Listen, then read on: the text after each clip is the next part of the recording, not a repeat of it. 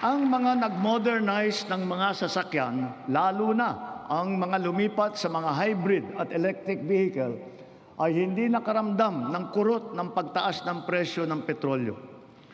Consistent with our clean energy drive, we have encouraged the adoption of electric vehicles. We have removed all tariffs on EVs until 2028 to bring down market prices.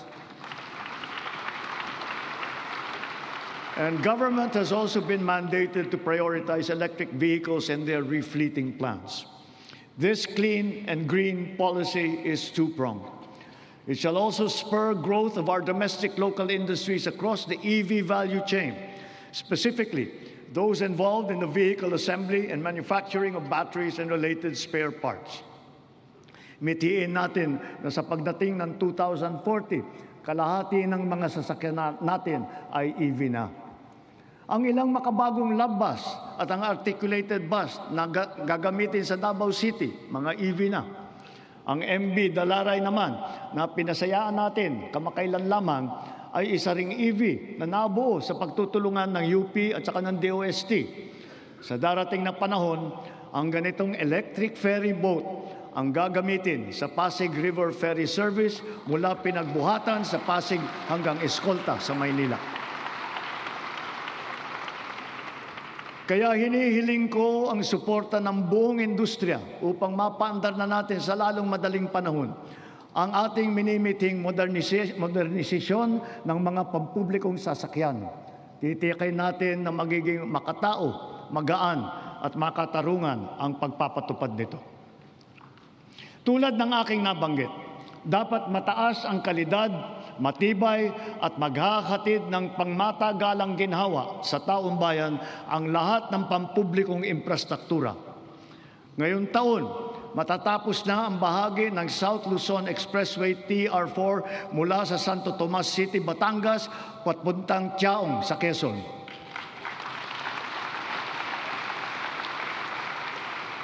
Halos 17,000 motorista araw-araw ang makikinabang dito. Ang mga nasirang tulay sa San Juanico sa Eastern Visayas, Cabagan, Santa Maria sa Isabela, Pigatan sa Cagayan, Calbigan at Liloan sa Samar at Panuliran sa Iligan ay kaagad nating naayos at ngayon nagagamit na muli.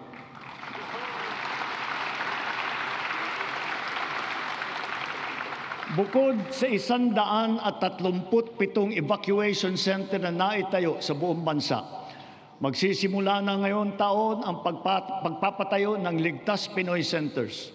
Una doon sa mga lugar na madalas tamaan ng hagupit na panahon, tulad ng Bicol, Eastern Samar, Bukidnon, Davao de Oro.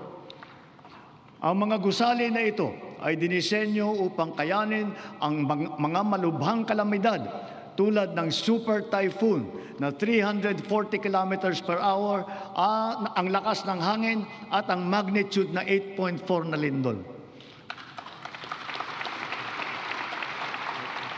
Ganon din dapat ang taas ng kalidad at tibay ng lahat ng pribadong infrastruktura.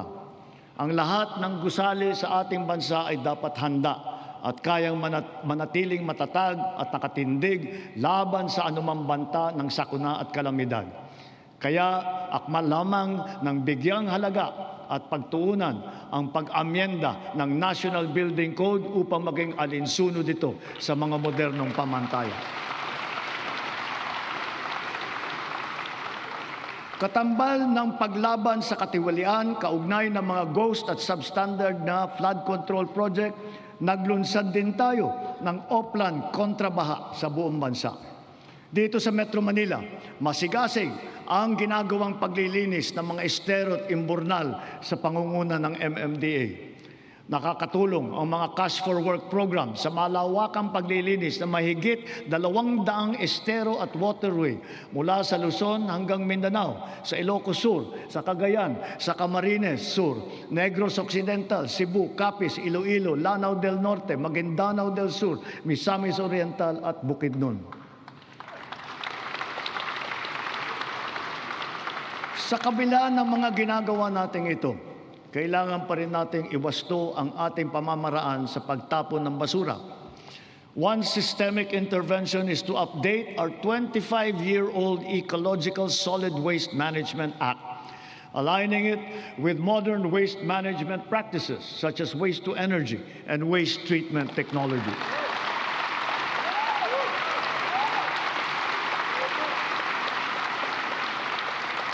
As we recalibrate our solid waste management systems, we can draw inspiration from the solid waste management practices being championed by the MMDA here in Metro Manila, such as waste recovery, processing, upcycling. For example, what used to be the Carmona Sanitary Landfill of the 1990s is now the MMDA Nature Park. And more than a multi-purpose green space, it shall soon be the base of its high-level disaster preparedness training and simulation exercises. Gayon din, ang ating sistema ng agrikultura ay pinapatatag natin upang magarantiya ang ating supply ng pagkain at maipababa ang presyo nito para sa lahat. Ang sari-saring mga programa tulad ng puhunan, farm input, kagamitan, kaalaman, pati na insurance ay tumutulong sa mga magsasaka at mangingisda. Kaya mula noong 2023, patuloy na tumataas ang produksyon ng bansa. Lumalakas ang cropping intensity, dumadami ang ani tulad ng palay, mais, asukal, baboy at manok. Dala ito ng malakas na buhos ng suporta sa sektor, ang gumaganda at lumalawak na sakop ng infrastruktura at sistema ng irigasyon at tumataas na antas ng mekanisasyon. Nagbubuklod na rin ang mga magsasaka at mangingisda at nabibigyan ng makabagong teknolohiya, binhi at mga pasilidad at kagamitan.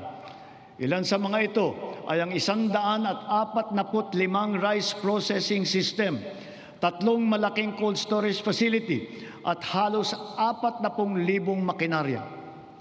Ang mga taniman naman ng niyog ay dumadami at lumalawak din, dala ng ating programa na malawakang pagtatanim sa buong bansa.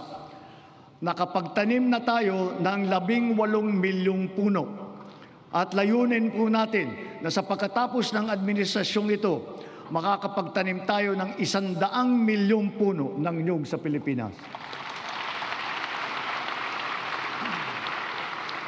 Gagarantiyahin ito ang tatag ng ating industriya ng niyog hanggang sa mga susunod na dekada. Ang NFA din ay ngayon may mas malakas na ang kakayahan sa pagbili ng mga ani ng magsasaka sa mas magandang presyo at sa pag-imbak ng buffer stock. Ang mga sari-saring peste at sakit na ay nagbabantang manira ng mga inaasahang magandang kita. Halimbawa rito, ang avian flu at saka yung ASF. Kaya tinitiyak ng DA na ang mga magsasaka ay natututo ng mga makabagong kaalaman at mga mainam na paraan sa pag-iwas at paglaban sa mga ito. Gayunpaman, ang insurance ay nagsisilbing mabisang panangga laban sa pagkalugi dala ng pagkawala o pagkasira sa hindi inaasahang pangyayari. Sa nakalipas na 4 na taon, natulungan ang sektor upang mabawi ang halaga ng pinsala sa hanapbuhay na umabot sa 19 bilyong piso halaga na kabayaran. Ang crop insurance ngayon ay hindi limitado sa mga pananim. Kasama sa saklaw nito ang mga alagang hayop, palaisdaan, mga gamit at pasilidad, pati sasakyan na pang-agrikultura. Meron ding life insurance para sa mismong magsasaka at mangingisda.